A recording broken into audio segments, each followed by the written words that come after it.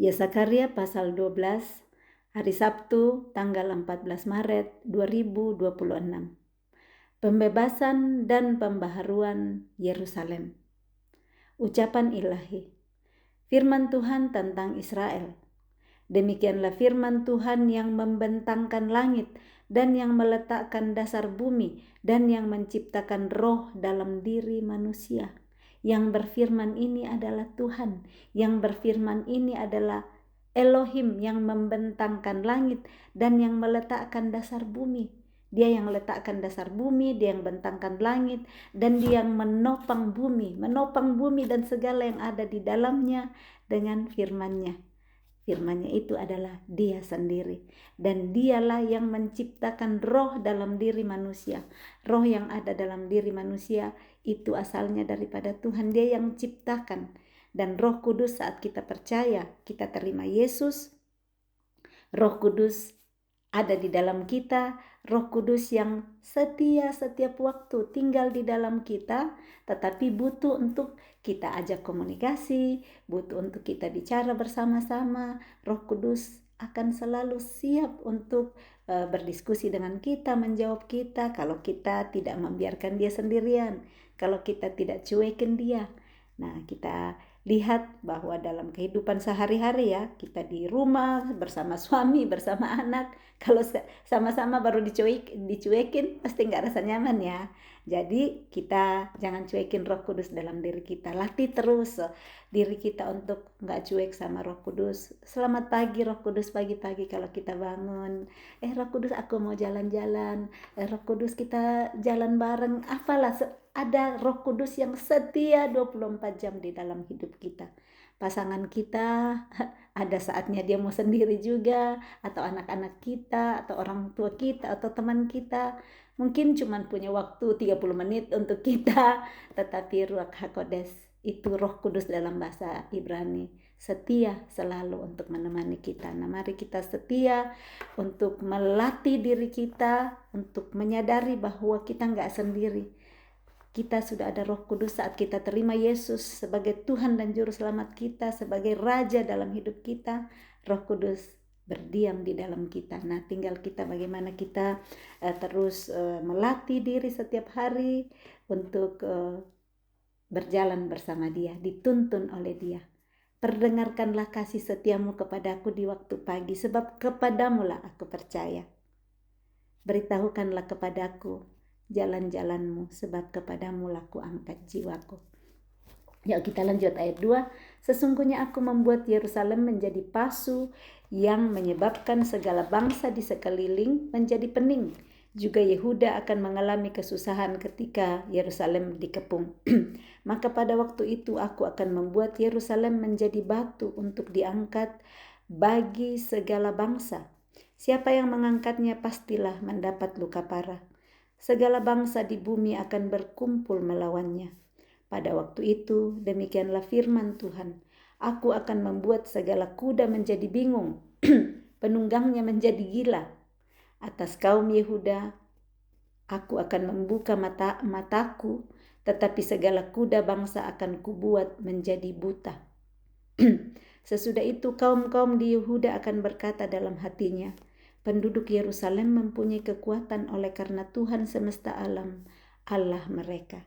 Nah, ada waktunya saat Tuhan yang turut campur tangan, Tuhan menyatakan kuasanya, ini kuda dibuat menjadi bingung.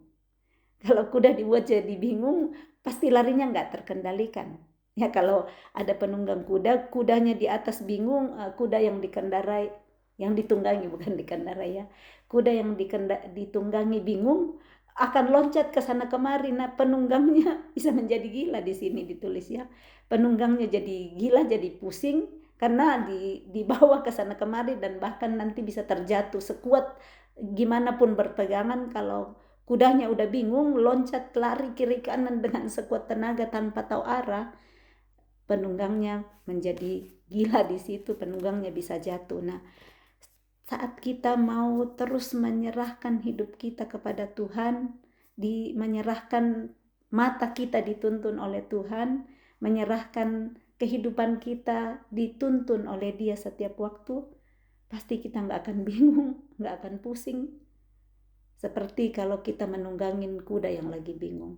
Tuhan selalu setia, Tuhan selalu menuntun kita di jalan yang benar dan akan membuat kita tenang. Yang membuat kita tidak tenang kadang karena kita dituntun pikiran kita sendiri.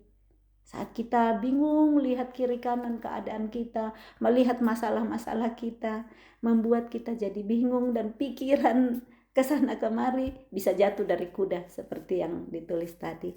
Tetapi saat kita setiap pagi perdengarkanlah kasih setiamu kepadaku, Tuhan, di pagi hari, di siang hari, di malam hari, kita terus mau menyerahkan hidup kita dituntun oleh Roh Kudus, maka hati kita akan ditenangkan kembali. Hati yang kacau, yang pikiran kesana kemari bisa menjadi tenang kembali, dan hati kita akan berkata, Tuhan, oleh karena Tuhan semesta alam yang punya kekuatan dalam hidupku, aku yang tadinya bingung, aku yang tadinya udah hampir dijatuhkan dari kuda karena pikiran-pikiranku sendiri mengendarai, ya, dipimpin oleh hal-hal yang pikiranku sendiri, keadaan hidupku setiap hari, masalah-masalah hidupku membuat ya seperti tadi bingung, bahkan ditulis gila di sini dalam hal nggak tahu lagi mau bikin apa.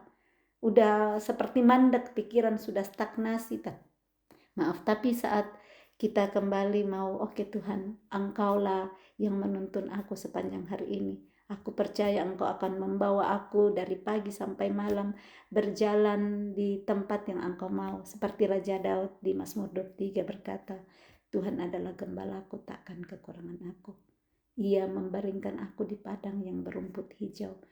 Ia membimbing aku ke air yang tenang. Ia menyegarkan jiwaku. Nah, saat kita mau seperti itu, enggak dengan kuda yang sudah bingung, kita enggak tunggangin itu, tapi kita dituntun oleh Roh Kudus. Sesusah-susah apapun sepanjang hari, kita akan melihat dengan cara berpikir Tuhan, oh saya lagi ada di padang yang berumput hijau. Jiwaku disegarkan karena Tuhan gembalaku, enggak kekurangan aku. Tuhan yang memberikan dan mencukupkan segala sesuatu yang aku butuhkan. Bukan cuma makanan minuman yang kita butuhkan. Kesegaran pikiran, hati yang damai, hati yang sukacita. Semua itu saat kita fokuskan kepada keadaan kita, pasti akan ada situasi-situasi yang membuat kita bingung, situasi yang membuat kita kacau. Tetapi saat kita berserah, Tuhan, kuserahkan seluruh hidupku sepanjang hari ini. Serahkanlah hidupmu kepada Tuhan dan percayalah kepadanya, dan Dia yang akan bertindak. Dia bertindak menuntun kita sepanjang hari di tengah situasi yang kalut. Tuhan datang dengan pikiran Kristus. Saat pikiran kita tawan di bawah pikiran Kristus, Dia datang ngajarin kita melihat yang baik di tengah-tengah situasi yang sementara kacau. Bersyukur kepada Tuhan karena pasti akan selalu ada. Sekecil apapun kita bisa syukuri, sudah bisa mengganti cara berpikir kita hari itu. Kita lanjut ayat 6. Pada waktu itu aku akan membuat kaum-kaum di Yehuda seperti anglo berapi di tengah-tengah timbunan kayu, dan seperti sulu berapi di tengah-tengah timbunan bulir gandum. Api keduanya akan menjilat ke kanan dan ke kiri segala bangsa di sekeliling, tetapi Yerusalem selanjutnya akan tetap tinggal di tempatnya yang dahulu.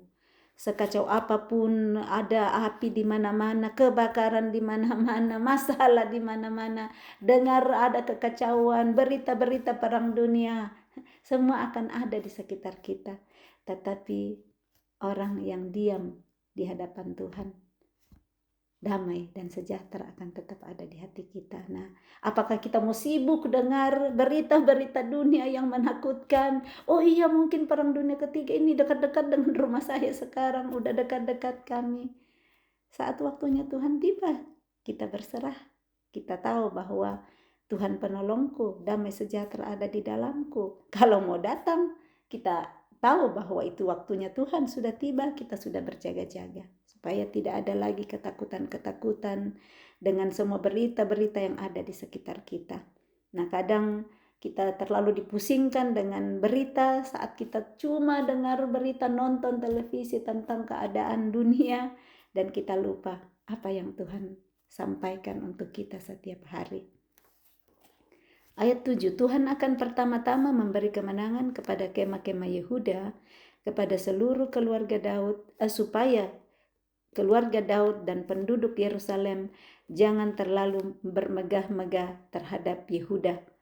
Pada waktu itu Tuhan akan melindungi penduduk Yerusalem, dan orang yang tersandung di antara mereka pada waktu itu akan menjadi seperti Daud, dan keluarga Daud akan menjadi seperti Allah, seperti malaikat Tuhan yang mengepalai mereka. Tuhan memilih orang-orang yang takut kepada Dia. Nah, dikatakan keluarga Daud akan menjadi seperti Allah, seperti malaikat Tuhan, tempat orang berlindung, tetapi bukan Daudnya, bukan keluarga Daudnya, tetapi karena ada Allah yang dipercaya Daud. Allah di dalam Daud, Allah di dalam keluarga Daud, tapi kita lihat kan gak semua keluarga Daud yang percaya dan takut kepada Tuhan, yang dikatakan nantinya akan seperti Allah, karena Allah di dalamnya. Nah, barang siapa yang ada di dalam Kristus, Kristus itu yang kelihatan, yang dirasakan oleh orang lain. Orang akan melihat Kristus di dalam diri seseorang, seperti Paulus yang kita baca kemarin. Ada Allah di dalam Kristus, ada Elohim di dalam Paulus, ada Elohim di dalam Paulus, sehingga lewat Paulus Tuhan melakukan mujizat-mujizat, perbuatan-perbuatan yang luar biasa. Bahkan sapu tangannya, kain yang sempat disentuh Paulus, saat disentuhkan ke orang bisa sembuh, roh jahat bisa lari, karena Allah yang bekerja di dalam diri Paulus. Nah, seperti ini yang dikatakan keluarga Daud akan menjadi seperti Allah, seperti malaikat Tuhan. Jadi bukan merekanya langsung, tetapi kuasa Tuhan yang ada di dalam orang-orang yang percaya kepada Dia. Kita lihat di generasi kita sekarang ini, ada hamba-hamba Tuhan yang luar biasa sekali Tuhan pakai, karena mereka sangat dekat kepada Tuhan. Nah, hari ini bukan untuk kita cari membuat mujizat, tetapi kita tahu bahwa Tuhan sediakan bagi semua orang, bukan cuma kepada hamba-hamba Tuhan yang besar, tetapi barang siapa yang mau mendekatkan diri kepadanya, dekat dan intim setiap hari kepada Dia, karena Tuhan ada di dalam setiap kita. Ada Roh Kudus yang di awal tadi, yang sanggup melakukan perkara-perkara yang besar, jauh lebih besar daripada yang kita pikirkan. Kita hadapi ujian yang kita pikir gak mungkin lah saya bisa tahan, bisa kuat menghadapi itu kalau lihat di orang lain. Tapi ternyata saat diizinkan dilewati, baru kita bisa berkata, segala perkara dapat aku tanggung dalam Dia yang memberikan kekuatan padaku. Dulu aku cuma dengar apa kata orang, tetapi sekarang aku melihat bahwa kuasa Tuhan bekerja dalam hidupku. Yang aku lihat di orang lain, Tuhan kok bisa ya dihadapi seperti itu. Tapi saat Tuhan izinkan, Ayub, kita lihat perjalanan hidup Ayub. Bagaimana Tuhan berkuasa di sana, memberi kekuatan, membukakan rahasia-rahasianya, dan di sana hanya Tuhan saja yang ditinggikan dan dimuliakan, karena tidak ada satu manusia pun yang bisa melewati perkara-perkara yang besar tanpa Tuhan yang memberikan kekuatan di sana. Ayat 9, maka pada waktu itu aku berikhtiar untuk memunahkan segala bangsa yang menyerang Yerusalem. Tuhan yang menjadi pahlawan untuk Yerusalem. Tuhan yang berdiri untuk Yerusalem saat kita takut dan mempercayai Tuhan. Percaya Dia seperti tadi ya, Mazmur 37 ayat 5. Serahkanlah hidupmu kepada Tuhan dan percayalah kepadanya, dan Dia yang akan bertindak. Kita percaya padanya artinya ya kita lakukan bagian kita. Kita enggak cuma diam berdoa 24 jam sehari di rumah berdoa saja. Kalau Tuhan suruh kita pas masak, nyetrika, pergi kerja, kita lakukan bagian kita. Dan situasi-situasi yang lain di sekitar kita yang kekuatan kita enggak bisa handle, Tuhanlah yang akan memunahkan situasi-situasi di sana untuk kemuliaannya dinyatakan. Dia sebagai pahlawan yang ada di antara kita, yang memberi kemenangan, supaya nantinya Dia yang ditinggikan, Dia yang dipuji, bukan kitanya yang ambil kredit di sana. Oh iya, karena saya yang kuat, karena saya yang doa. Semua hanya karena Tuhan. perikop berikut, peratapan atas dia yang tertikam. Ayat 10, aku akan mencurahkan roh pengasihan dan roh permohonan atas keluarga Daud dan atas penduduk Yerusalem. Ada Roh Kudus, roh yang penuh kasih, roh permohonan atas keluarga Daud dan atas seluruh penduduk Yerusalem. Dan mereka akan memandang kepada dia yang telah mereka tikam dan akan meratapi dia seperti orang meratapi anak tunggal dan akan menangisi dia dengan pedih seperti orang menangisi anak sulung. Ini sudah ada lagi nubuatan tentang Yesus kepada dia yang telah mereka tikam. Sudah ada di sini di kitab Sakaria nubuatan Tuhan Yesus yang akan ditikam nantinya untuk jiwa-jiwa, untuk manusia yang harusnya mati, yang harusnya binasa, tetapi Yesus yang memberikan dirinya ditikam, ganti manusia, ganti kita hari ini. Ayat 11, pada waktu itu ratapan di Yerusalem akan sama besarnya dengan ratapan atas Hadad Rimon di lembah Megido. Negeri itu akan meratap setiap kaum keluarga tersendiri. Kaum keluarga keturunan Daud tersendiri dan istri mereka tersendiri. Kaum keluarga keturunan Natan tersendiri dan istri mereka tersendiri. Kaum keluarga keturunan Lewi tersendiri dan istri mereka tersendiri. Kaum keluarga Simeon tersendiri dan istri mereka tersendiri. Juga segala kaum keluarga yang masih tinggal. Setiap kaum keluarga tersendiri dan istri mereka tersendiri. Amin. Kalau saya lihat kata tersendiri di sini, akan ada waktunya di hari terakhir kita akan berhadapan sendiri-sendiri dengan Tuhan, mempertanggungjawabkan semua yang kita perbuat, yang kita lakukan, yang kita pikirkan selama hari-hari hidup kita di bumi. Jadi tidak ada lagi bilang, oh ya anakku, suamiku, orang tuaku, masing-masing kita akan tersendiri berhadapan dengan Tuhan muka dengan muka.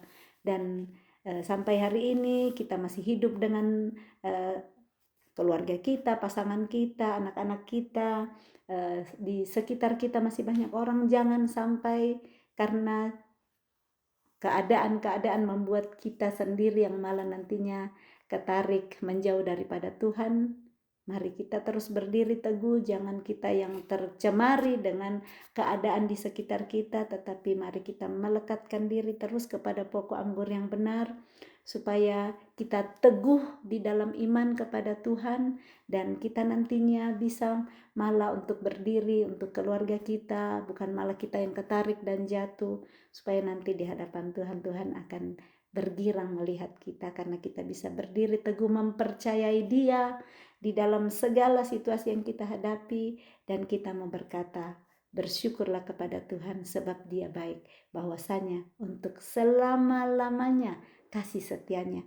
Kasih orang di sekitar kita mungkin pudar, mungkin udah gak baik, sahabat kita yang kita selama ini pikir baik sekali, teman kita, keluarga kita, pasangan, anak, bisa sekali terjadi hal-hal yang tidak sama, orang akan berubah. Tetapi untuk selama-lamanya kasih setia Tuhan. Tetap percaya kepada Dia. Dia Tuhan yang tetap untuk selama-lamanya kasih setianya dalam kehidupan kita. Selamat berakhir pekan. Salam kasih. Tuhan Yesus memberkati. Shalom.